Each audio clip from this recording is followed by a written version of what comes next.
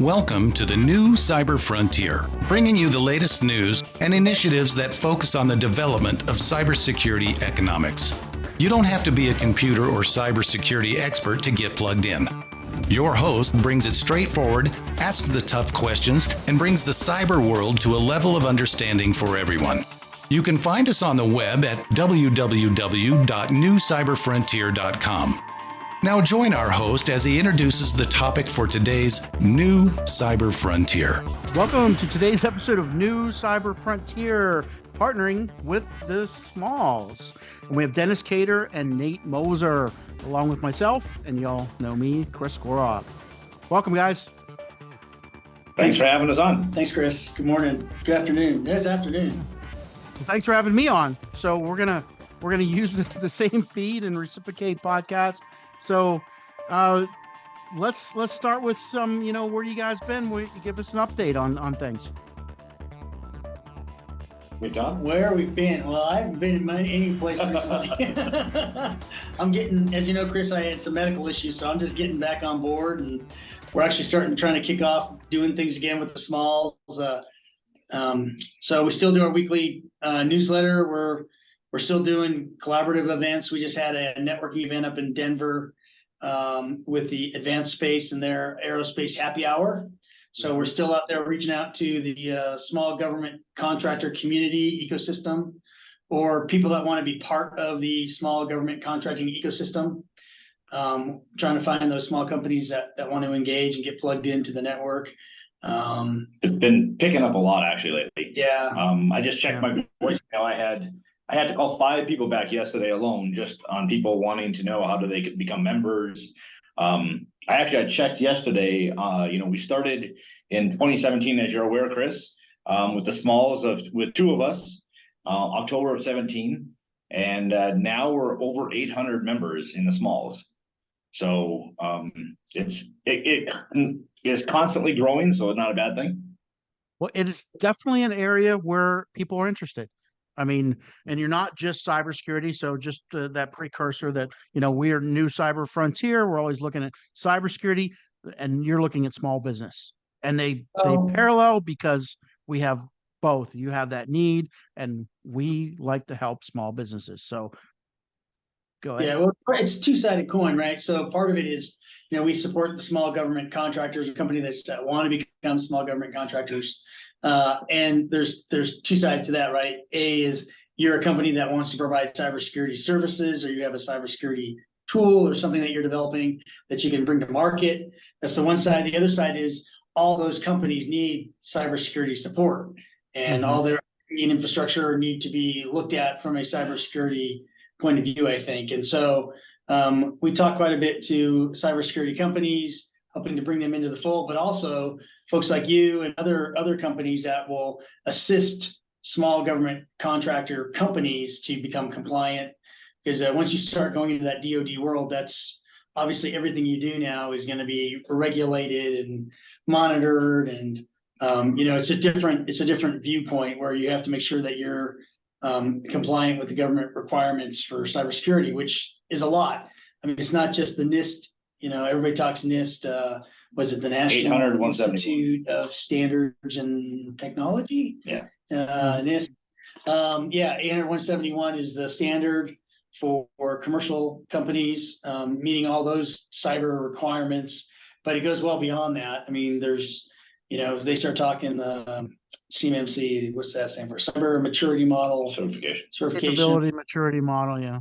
Yeah, so you got to start looking at that as well, and just on a day-to-day practice of how you're using your email, what kind of tools you're using for email. I'm right now I'm working for a small startup, and they're grappling with right now. They use Google. Well, the government's you guys need to switch over to Microsoft because that's really the compliance system. So Microsoft 365. And use of Teams, not using Google Meets and that kind of stuff. So yeah, it's a big window for everybody to kind of look out and go, oh crap, both internally and externally. So it's a different world. And at the same time, I run a small business, a startup. I think I have one more person. I have like 6 people right now. And so I'm always listening to what you guys can help me with as well. So on both sides, I think all the way around. There's a Yeah. good fit here. Yeah. Now, Chris, on the Let's- new cyber frontier, are you guys actually focused on cyber in general, cyber DoD, cyber commercial, or all cyber? Well, that's a good question. Let's hear from our sponsors. We'll be right back. Just take a short break here.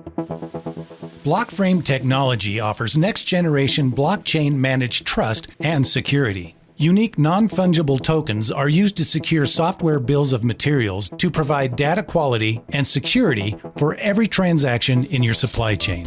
Deploy advanced peer-to-peer product security, scale zero trust capability to millions of IoT devices, allow vendor tracking and accountability, and rapidly reset from compromise.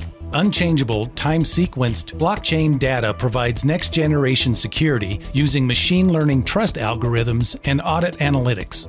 Start securing your supply chain today by contacting Blockframe at www.blockframetech.com.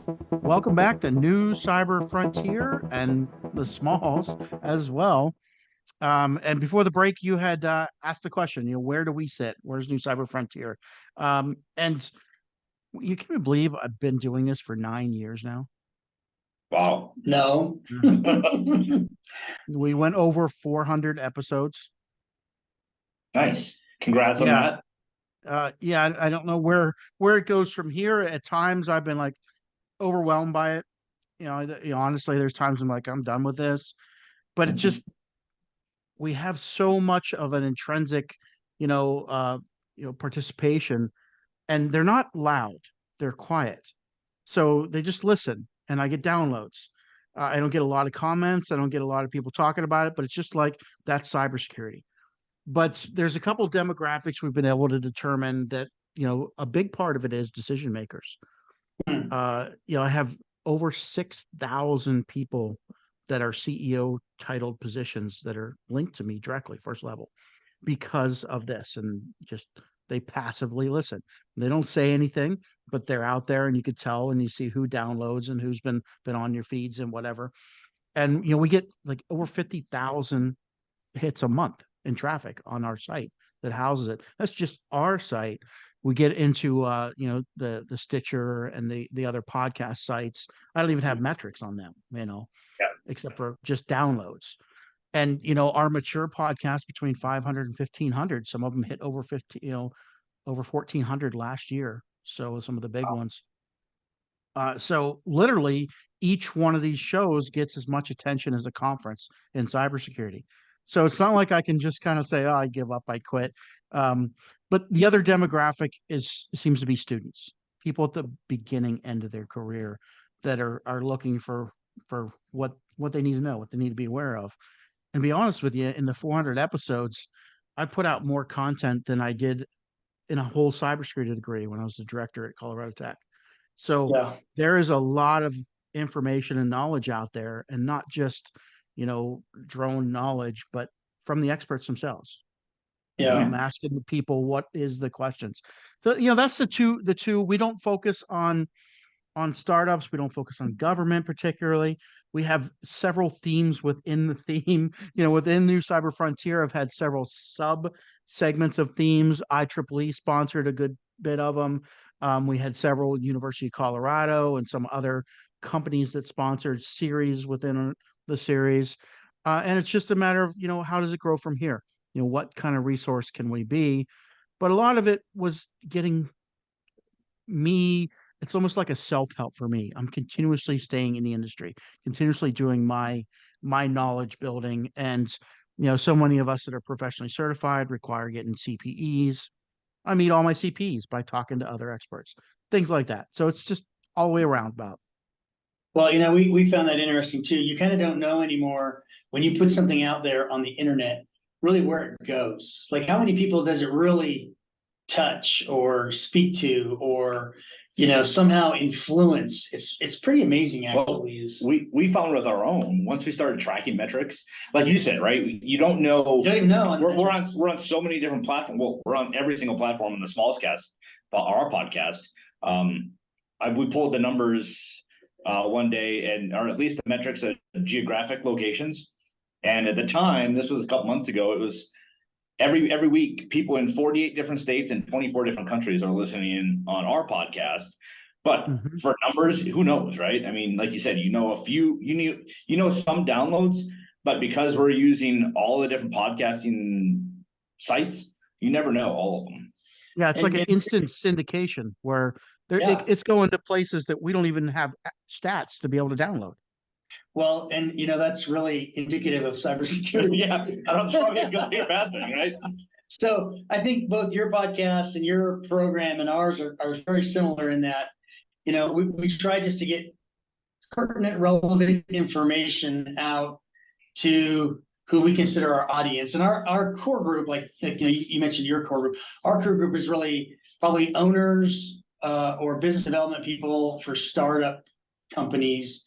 And then particularly those that want to do business with the government or Department of Defense. Government's kind of our focus, but I mean, it can be commercial too. A lot of this stuff just applies across the board, like yours, cybersecurity. It doesn't really matter. We had the water bottle company guys on a few years back. Model Outdoors. MOTL. And I'm like, what the hell do water bottles have to do with the government stuff? And it's like, well, they want to sell the water bottles to the government. I'm like, oh, well, there you go. Right. But you don't always put the two pieces together. And that really, like cybersecurity, like small business growth, I mean, it's just something that everybody's doing. And so the topics that you bring are relevant because it's just kind of a generic enough topic that it kind of covers the gamut of customers.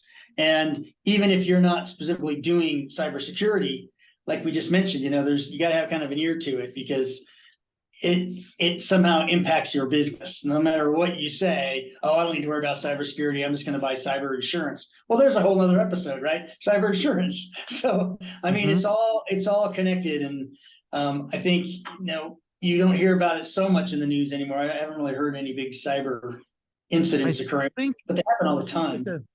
The economy's kind of, or at least cybersecurity, has lost a little bit of focus, especially this last year. I have heard, and it's something that I don't think I've been too public about, but a lot of people have come to me looking for work that are high level in cybersecurity industry. Hey, don't tell anybody, but I'm quietly looking or whatever. I've heard several people that are higher up in companies saying, hey, we've just laid off our whole group. I think this year has been challenging in our industry, quietly kind of pushing it away. I think at least on the DoD side, what took place was all the small businesses really pushed back on the CMMC certification that was supposed to be coming out 2 years ago. Now they got the CMMC 2.0, which is really a redefining of what CMMC is going to be required to do. Though I think those small businesses really went to their senators and representatives and said, hey, we just can't afford to pay a company $100,000 for our 10 people just to lock everything down. I'm not saying it's a good thing or a bad thing. It's something that we all need to do. It's just, it's business, right? I mean, you're looking at the people with the stomach for the most risk in the world running a small business. And this is the most expensive thing they could do at that point in their business with the least return on investment that they can prove. And they're already high risk taking people. It's like the last thing on their mind, even though it's important. And I'm in cybersecurity. I'm making cybersecurity products. And I know that I'm evaluating, well, what can I get away from? How much can I just pull my stuff off of public eye while I'm working on it? Because it's an expense that we don't have. Well, I'd argue too that a lot of processes, especially during COVID, and everybody was home and we went to these video formats and all that. I think, and I just mentioned, Microsoft 365 and Teams. A lot of products now have become more hardened, if you will, or cyber compliant already. So I think a lot of the background work, you talk about getting on AWS platforms and things like that. Well, they're already coming in at different cybersecurity levels. They'll tell you, oh, well, we can establish this and we're already IL4, IL5, boom. And so I think the other side of that is cybersecurity has also become a norm, if you will. And a lot of the products, programs, systems are now in place. And so you don't, we just talked about cyber insurance too, right? I mean, all those are normal things. I just worked on a contract with another company. I was helping them stand up this company. And one of the things was they had to have cyber insurance. They had to have $50 million in cyber insurance. I thought isn't that funny? So I went back to the parent company and said, hey, we don't have any IT infrastructure, we're using commercial stuff. And they're like, oh, it's not for you guys, it's for us. So if somebody gets through you and hacks us, it covers us. Oh. And so again, I think what has happened over the last few years, I think COVID accelerated it really, is everybody realized they got to be cyber compliant. And a lot of that stuff happened. It's just kind of like you said, Chris, it's kind of the radar sort of, it's not flashy. It's not. Yeah. I don't think it's going to become mainstream, like you said, until a massive issue comes. Yeah, but we've been saying that for 10 years now. Let's take a break here from our sponsors. We're right back. I wanted to address that and talk about that CMMC and some of the other compliance stuff. Be right back. Blockframe Technology offers next-generation blockchain-managed trust and security. Unique non-fungible tokens are used to secure software bills of materials to provide data quality and security for every transaction in your supply chain.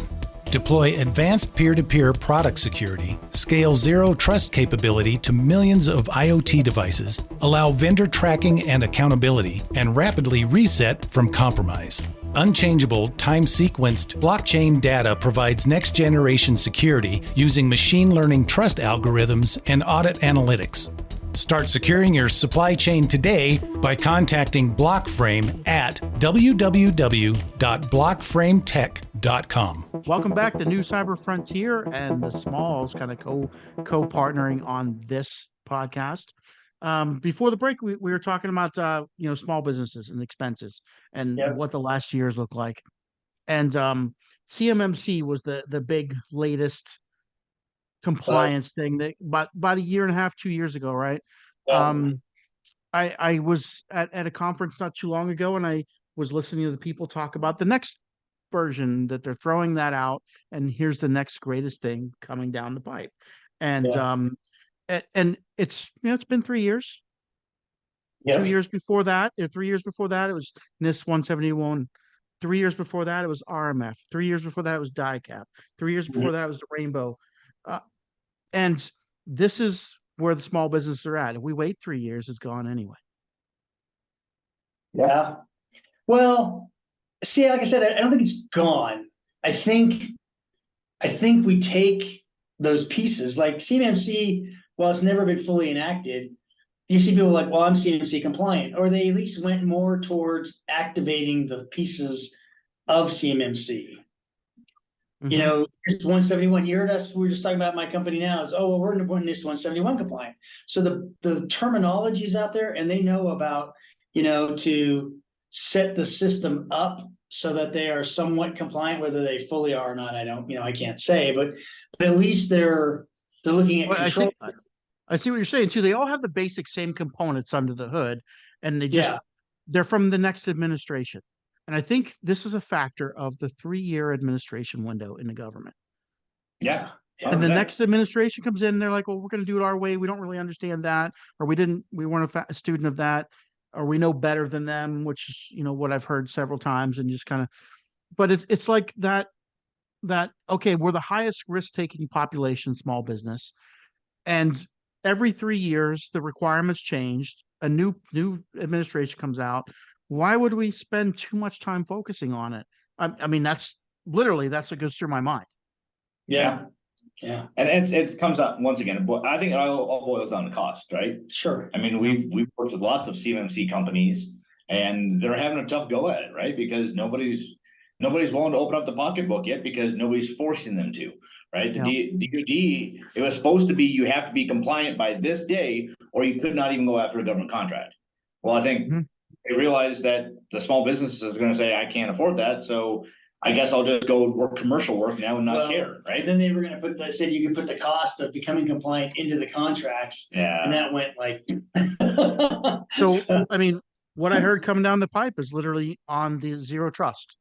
and they're Yeah. redoing the whole basis and having a new way to look at it and everything, that everything's going to come to, the compliance requirements are going to be that you meet the zero trust pillars and in these formats and everything. And they're looking at, well, CMMC is outdated. Literally, I heard somebody say that. And it's never been implemented. Like I said, But they though, said 171 was outdated when CMMC came around. It's just that 3-year cycle. Yeah, no, I agree. That and like I said, though, I do think that companies and organizations are implementing the pieces of it. Maybe not fully compliant, but they're all moving towards becoming more. It's just part of our culture now, right? I mean, it's part of the systems we build. We do software development, right? It's embedded in the software development. But like Chris is saying, though, now the new word is zero trust. What does that mean? Does anybody know what it means? No, I can't trust There is no such thing as zero trust. It was I zero think trust. they're probably getting to the first point where there's a basis behind it, and it is maintaining the chain of trust across your segments. Through the supply chain, on your system, through your data, your customer base, all that chain of trust. But the way they're addressing it, I'm not sure if they'll get there, but I think the concept is getting more honed in. Yeah, and I think the concept is a good concept, right? I mean, it is looking at your system holistically and where trying to harden up all the pieces of it. But yeah. And you know a little bit about what I do. That's where I've been focusing on for years, and I think they're finally catching up to it. And our products are going to implement that in a big way. You got to hurry up. You got 3 years. Implement now. I know. Got 3 years. What's the next thing? No trust. You know what? Okay. No trust. I'll tell you what the thing after that is. And I'm shaking my head. I might just go home at this point, or wherever it is in the world where there's no returning for me. I review proposals for government entities, and 75 pages of proposal by some of the top scientists in the world said humans cannot do cybersecurity, so we're going to use ChatGPT. We're going to feed information in and do whatever it says. Yeah, that's a good idea. Android trust. This was a proposal for millions of dollars from the government. Is there a name? What's that? Is there a name? AI. The name is Humans Quit. Well, I downloaded a new Chat GPT /Bard/ whatever for my phone this morning, actually. Nova, I think they call it. I was like, oh, let me try, because it was touted as, hey, the latest and greatest AI bot for your phone. I'm like, oh, let me try it out. Stick over your phone. It was a full subscription. So now AI is going to a full subscription. Well, ChatGPT already is. Yeah. My son pays for it every month. I see. Yeah. Initially it wasn't. I was playing with it. I was just on Google and it said, hey, you want some new themes? So I set up a new account. And I was like, well, sure. What are these themes? It had some general themes. And it says, oh, do you want to try the new Google AI themes? I'm like, what is that? The Bard. So you go in there and you put in like different words and it'll generate a theme page, front page and theme page for you. Yeah. I'll tell you something that made me stop a little bit and think about it. And I did this too, but Colorado Office of Information Technology recommend all their employees. They said, do not use ChatGPT with your Gmail or webmail that you've had for 10 years. I guess somebody did a session for 8 hours or so on ChatGPT and monitored the API from your Google email, and there was 2 gigabytes of data pulled out. Ooh. Oh, I believe it. Yeah, well, it is learning about you by all of your emails from the past and over through that API that you give a permission to. Yeah, crazy. Back to cybersecurity. Well, that's where cyber's got to go next. And I don't even know how to. The problem is we're so open now with everything, and everybody's, oh yeah, I allow that. Even you get the little pings about, well, do you want cookies or not? And if you say no, usually it shuts down. So you don't want that. So I'll allow it. I'll give you my recommendation on where it's going with that is ChatGPT, general AI, is basically going to magnify our problem with disinformation. Oh yeah. Right now, the amount of information that exists in the world, the percentage of it produced by humans is pretty high. That won't be the case in 5 or 10 years. Yeah. And if AI is making decisions based off of data created by AI, and this cycle spins into what point, we are the next trend is the combating of disinformation. I would say that that's already happening. But yeah, I agree with you. I would agree with you. And it's already doing that. I mean, there's already AI that's putting out, there's algorithms to give you the news feeds, and there's already AI putting out news. Like you can hear it sometimes when you're watching something. You can hear they don't say the words right, when you're listening to something, the word like, wait a minute, what did he just say? And here's the problem, guys. I mean, Yeah, you can't even tell anymore. social media is what destroyed it in the first place. Yeah. Right. Yeah. Even back in the day, everybody used to watch just the news channel, whether it be Fox, CNN, ABC, NBC, whatever, right? Yeah. I don't think that even back in the 80s, 70s, 80s, I don't know if they were telling the truth, right? It was all op-ed still. Yeah. So where do you get your news? I think that what I do personally is I don't listen to any one. I'll listen to like foreign channels. I'll listen to Australia, what they're saying about US. I just make it my I'll own research my own, right? Because I make it my own news. yeah, there you go. What? Yeah, I like that one. Yeah, I'll there listen you to go. yours. It'd probably be just as good as any others. I hear, right? Well, Chris, we enjoyed coming on your show today. Likewise, I enjoy being on your show. Thank you. We were looking at the time again. We're like, crap, man, it goes Yeah, fast. yeah, you guys have to bail here. So You're back in the state. yeah, well, we'll definitely get together again, and we'll do this again. But thanks for being on today, and you're welcome for being on your show too. Thanks, you. Chris. Thanks, Chris. All right, have a good one. Bye. Yes, guys. bye. We hope you have enjoyed this episode of New Cyber Frontier. Remember to get involved. Often we think that someone else will handle privacy and security in the virtual world, but you are the only one truly in command of your virtual fate. Join our mailing list so we can keep you informed of breaking news and new releases. If you have an idea, if you have a question that you would like to hear answered, or if you want to get involved with our efforts, reach out to us at newcyberfrontier.com. We also encourage you to visit our sponsors' links, as they are the ones that really make this show possible. I want to thank each of you for supporting the show, and we look forward to seeing you back for the next episode of New Cyber Frontier.